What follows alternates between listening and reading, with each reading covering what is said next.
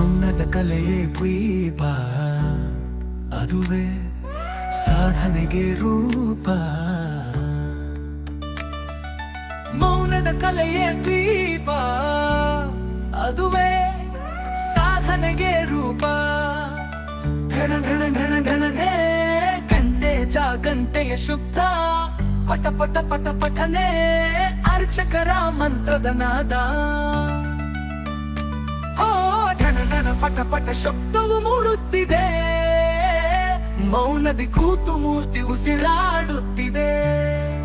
ಸಾಧನೆಯ ದಾರಿಯಲ್ಲಿ ಸಾಗುತ್ತಿದೆ, ತೇಲಾಡುತ್ತಿದೆ.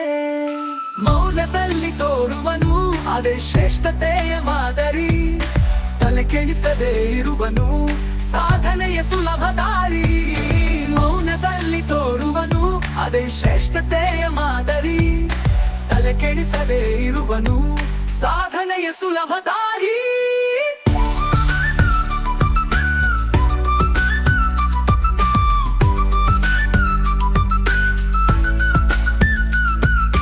ಮೌನದ ಕಲೆಯೇ ದ್ವೀಪ, ಅದುವೇ ಸಾಧನೆಗೆ ರೂಪ.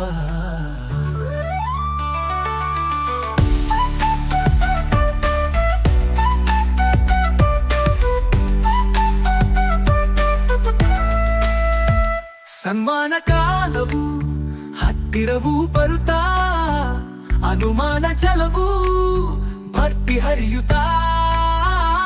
ಅವನ ಜ್ವಾಲೆಯು ಹತ್ತಿ ಉರಿಯುತ್ತಾ, ಜಾಯಮಾನ ಇದಕ್ಕೆಲ್ಲ ಹೆದರದೆ ನಿಲ್ಲುತ್ತಾ. ಎದುರಾಗಿ ಬಂದವರನ್ನು ಎದುರಿಸಲು ಹೋದರೆ ಅವನೇ ಸೋತ. ಇದಕ್ಕೆಲ್ಲ ಕಿವಿ ಕೊಡದೆ ಯಾರನ್ನು ಎದುರಿಸದೆ ಮೂರ್ತಿಯಂತೆ ಸುಮ್ಮನಿದ್ದವನೇ ದೇವತ. ಮೌನದಲ್ಲಿ ತೋರುವನು ಅದೇ ಶ್ರೇಷ್ಠತೆಯ ಮಾದರಿ, ತಲೆ ಕೆಡಿಸದೆ ಇರುವನು ಸಾಧನೆಯ ಸುಲಭ ದಾರಿ. ಮೌನದಲ್ಲಿ ತೋರುವನು ಅದೇ ಶ್ರೇಷ್ಠತೆಯ ಮಾದರಿ, ತಲೆ ಕೆಡಿಸದೆ ಇರುವನು ಸಾಧನೆಯ ಸುಲಭ ದಾರಿ.